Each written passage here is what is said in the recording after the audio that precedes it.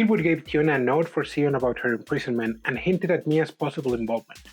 Sion dismissed the suspicion, thinking Mia was suggesting for him to help Tiona enjoy the ball.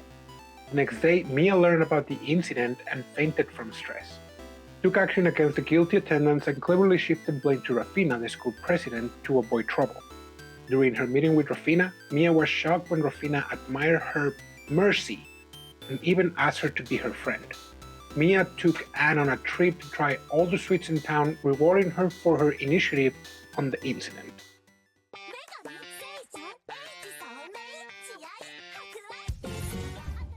Two days after the welcome party for new students, there was an orientation, after which the classes began in full swing. It was a period of many new beginnings, a new life, a new environment, and a new educational experience. Unfamiliarity breeds uncertainty, and the classrooms filled with nervous tension as the students filed in for the first time. As Mia sat down and looked around her anxious peers, she couldn't help but crack a confident smile. And why wouldn't she? She'd been through this once already, and she learned all the course materials ages ago. And not just concepts, mind you, she's gone as far as putting them in action. This will be a walk in the park. Mia was so confident, in fact, she even turned to a couple of her classmates and told them, "If you have any questions, let me know, and I will help you." She was setting herself up to take a harder fall. A few minutes in, she noticed something wasn't right. Oh my, how odd. A drop of sweat rolled down her forehead. I don't remember any of this at all. Mia completely forgot something very important. She wasn't a very good student. Rather, she was born with the one trait all politicians possess, the ability to conveniently forget things that are bad for their careers. For the record, back in Tearmoon, she studied on topics that seemed essential for avoiding the guillotine in the future. But that was different from academic education. When it comes to studies, she didn't know nearly enough to be impressive to her classmates. It was the latest math class that particularly afflicted Mia. Mia is a passive liberal arts person. That is, she chose the liberal arts because she is not good at sciences. The mere mention of arithmetic made her head spin. Me and my big mouth. Mia started panicking. It's too embarrassing to be unable to answer after all her bragging. After the class is finished, Mia quickly returned to her room before anyone could talk to her. Anne, What's wrong, Mia-sama? Anne, starting tomorrow, you're coming with me to math class. What? At St. Noel Academy, it is possible to be accompanied to class by attendants. Many people bring their attendants who had excelled at their own studies to help their masters. Anne, however, hesitated. Unlike those attendants, she wasn't well educated. Seeing her struggle to answer, Mia began to bargain. Of course. If you come to class, feel free to cut down on your workload accordingly. You can clean the room once every 2 days, and I'll even help you. What? I can't do that. If I go, I'll still do my day's work properly. But then you can't help me review the lesson. What? What? Mia trailed off, realizing she slipped up. Even she has a sense of pride. Anne trusts, believes, and even admires her. So Mia cannot say, "Study all the stuff I am not good at on my behalf, then teach me later." So she came up with an excuse. Well, arithmetic should come in handy for you in the future. Arithmetic is certainly useful. It is an essential skill for doing business, and teachings in St. Noel were based on the most contemporary knowledge in the field. If Anne studied well, she would be highly valued by all sorts of people. Mia-sama, for me. Thank you very much for your kindness and this opportunity. Mia-sama, I won't let you down. Yeah. Anne's straightforward and earnest reaction stabbed Mia's conscience and made her feel guilty. You don't have to think about it. There are also some things I don't know, so I'd appreciate your help in the class. The chicken-hearted princess cracked under the weight of her own guilt. In order to ease her own guilt, she slipped in a bit of her real motive at the end. Mia-sama! To Anne, however, those words seemed like an excuse added in a hurry, so Anne wouldn't feel indebted to Mia's attempt at modesty. For a commoner, the idea of being able to attend classes at St. Noel, not just for free, but also getting paid while doing so, was completely unthinkable. For Anne, this was an act of profound grace that moved her beyond words. At that moment, Anne was ready to devote her life to Mia for the rest of her life. Come rain or come shine, in sickness and in health, wherever Mia went, she was going to follow. Even if Mia married into a foreign country, she would follow her and serve her until the end. But those were just Anne's thoughts. Maybe one day she will quit being Mia's exclusive maid, and Mia is probably telling her to acquire as much knowledge as she can in case such time comes. Or a second possibility occurred to Anne. What if Mia was serious when she called Anne her right hand and confidant, and she wanted her right hand to have sufficient knowledge to support her in her future endeavors? Responsibility and trust went hand in hand. Perhaps the greater responsibilities Mia was placing on her were a sign of deepening trust, though she knew this to be an overly optimistic interpretation. Trust me, Mia-sama, I will do my absolute best. Her motivation nonetheless went through the roof.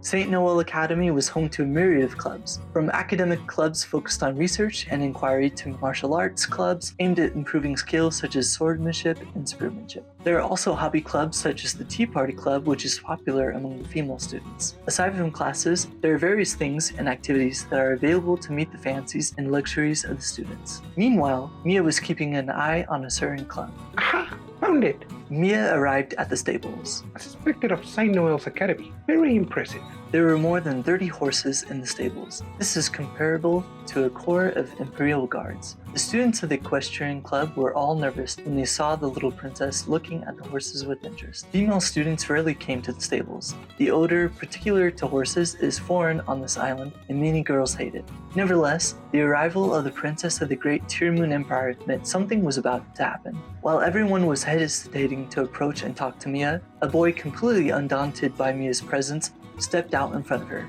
"Excuse miss, what are you doing around here? Got lost or something?" She turned in his direction to find that she recognized him. He was a second-year student of the Academy's senior division, making him 4 years older than her. His frame was thick and muscular, and he had a healthy tan to his skin. Oh, I believe you were the one walking the horse before the party. "Ah, you're the lady from the time," he said as he gave his forehead a firm slap and let out a hearty laugh. Clearly, he remembered the time when Mia had the misfortune of being sneezed on by the horse right before the party. The offending horse was one of his. "I'm sorry about that time. I'm the president of the equestrian club, second-year senior, Lin Milang." Mia tugged her skirt and performed a curtsy. I am Mia Luna Tearmoon. From the sound of your name, I presume you are from the kingdom of Equestria. Dang, gotta say it's an honor my home is known by the Princess of Tearmoon. So, what's the deal? Still got some hard feelings about the other day? Don't tell me you want the horse dead or something. In the past, there was a girl who came yelling and wanted to slaughter the horses because she had a terrible experience with one of the horses. It is one thing to complain, but wanting the horse dead is definitely out of the question. Lin looked at Mia. If she went that far. Why would I want the horse dead? I mean, he ruined your dress, didn't he? Oh, yeah. What about it? There was a pause. Then Mia laughed as though she had just heard something absurd. Oh, please. Why would I possibly want to have a horse killed over a dress? From Mia's point of view, it is obvious which one is more valuable. Dresses can't help her escape the Revolutionary Army, but horses can. Today, I just came to visit the Equestrian Club and see what you do here. Mia wanted to be able to ride horses, and she has a very compelling reason. In her previous life, she was once chased by the Revolutionary Army. She tried to escape in a carriage and was easily caught. No matter how strong or famous the horses pulling a carriage are, they cannot outrun a single horseman. While it is most desirable that the revolution would not occur, if it happens, Mia plans to quickly escape to the neighboring country as swiftly as she can. To that end, she had to learn how to ride a horse herself. Between the guillotine and some horse knot, she would gladly choose the latter. So long as the horse carried her to safety, she could easily overlook the fact that it had once used her as a handkerchief. That's right, Mia had learned to forgive, and for her that was a big step. Just a visit, huh? Lin scratched his chin. It was hard to believe that the princess of the Tearmoon Empire was interested in the equestrian club. She's not one from the kingdom of Equestria who are said to have been born on horseback. In the first place, horseback riding is not a graceful hobby for aristocratic children. Horsemanship was a practical skill with a very specific purpose, to conduct warfare. It was military in nature. It might be a helpful technique for boys, but is unnecessary for female students. Very rarely, there are some female students who express interest in hunting, but a glance at Mia's arms told Lin that she was no archer. It's okay to look as much as you want. Young lady, are you thinking about joining the club? If I join the club, will I be able to learn how to ride a horse? Well, of course. Do you want to ride a horse? Yes, I certainly do. Why? Because it can take me somewhere far as I want to go. Ideally, so far that no revolutionary army could ever get to her. Horses are the most practical way to escape, and Mia believes so. Somewhere far, huh? Mia's words struck a chord with Lynn. She spoke of a truth known to every equestrian since childhood. Horses elevated their riders, allowing them to strive higher and farther than they could alone. On the back of a horse, there is nowhere that cannot be reached. They are partners who give freedom to go as far as one wants. It was a sentiment that could never be spoken by those who saw horses only as a tool of war, or who loved them as pets. Regardless of how she looks, it seems that this young lady is not just a mere princess. Princess Mia, what are you doing here? At that time, a familiar voice echoed on the spot. Oh my, Prince Apple, what a pleasant surprise. Upon seeing the owner of the voice, Mia was a little surprised at the appearance of an unexpected person. If Mia's memory was correct, Abel belonged to the card game club on the previous timeline. Mia also considered joining that club to deepen the relationship with Abel. However, discovering that that club was composed of good-for-nothings who gamble all day and adamantly refused to let her anywhere near it. I thought he would lead a self-appreciating student life. The Abel of old resurfaced in her mind. At that time, he looked a little pallid. Everything about him, from his listless smile and flippant laugh to the sloppy way he wore his uniform, spoke of someone who did not take his life seriously. And yet... Did you join the equestrian club? Yeah, that's right. I'm technically the Prince of Renmo Kingdom, so for the time being, I'm thinking of training in equestrian and swordsmanship. The face she saw now was nothing like the one she remembered. Abel answered with a refreshing smile that was far from decadent. He was well dressed for horseback riding, and he was emanating an aura of vitality. And what brings you here? I'm interested in horsemanship, so I came to look around. You? Horsemanship? Well, I was not expecting to hear you say that. Oi, partner! Are you acquainted with the little miss? Ah, Malon-senpai, yes. The other day at the welcome party for the new students, I had the good fortune to be her partner. Well, ain't that perfect? Go on then. Why don't you take the little miss on a horse ride? What? Abel blinked a few times. If she is interested in horses, we can't let her leave empty-handed now, can we? Said Lynn with a suggestive wink. No, but... Abel glanced at Mia and immediately turned away. His cheeks turned ever so slightly red. Oh my, is that... Mia did not fail to notice Abel's blushing. Now would you look at that? He's embarrassed to get on a horse with me. You could see why Abel was getting nervous. Riding horses in tandem sets for a romantic atmosphere. Isn't he just the sweetest thing? Her inner 20-year-old reared its head, and she haughtily looked down on him. Even if she had never been in a relationship, she was a grown woman, assuming you count the previous timeline. The mind of a mere teen could hardly pose a challenge for her. She knew she was reading this boy like a book. Just to be clear, Mia's woman's intuition was certainly correct, but it should be attributed to beginner's luck and not romantic insight. Well, in that case, I suppose I'll have to take the lead here. I am the older and more mature one after all. Feeling rather good about herself, she smiled at him. I'd appreciate very much if you could, Prince Abel. We barely got to know each other well at the party. I'd love to have a chance to talk with you some more, she said, shamelessly angling her head down so that she was looking up at him with wide, limpid eyes. Well, I mean, if you insist, sure. My, what an absolute gentleman you are, Mia said with a smile, though the smile didn't last long. No, it's too high. This is much too high. It took every ounce of Mia's restraint to stop herself from screaming those thoughts out loud. After Ma-Lung-senpai helped her onto the horse, she immediately noticed that the back of the horse was much higher off the ground than she had previously thought. To make matters worse, Mia was in her school uniform. The uniforms at St. Noel Academy were novel and designed by cutting-edge designers on the continent.